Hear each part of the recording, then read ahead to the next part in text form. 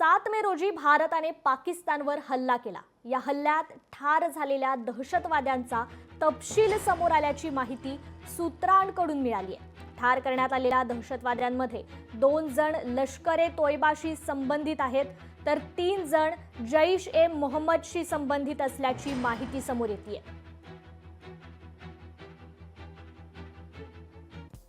दहशतवाद्यांचा खात्मा झालेला आहे। अबू जुंदाल, हाफिज जमील, मोहम्मद अजहर, अबू अक्सा, मोहम्मद खान या दहशतवाद्यांचा खात्मा झालाय।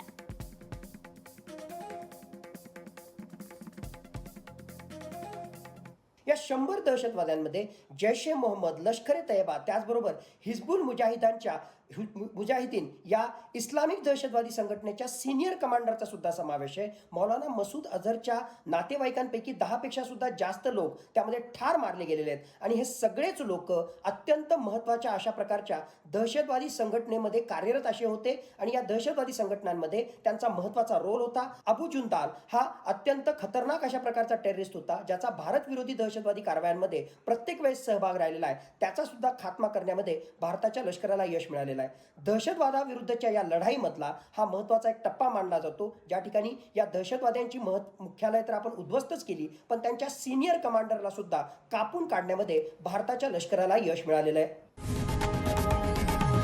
लोकशाही मराठी ऐका, पहा, जागरूक रहा।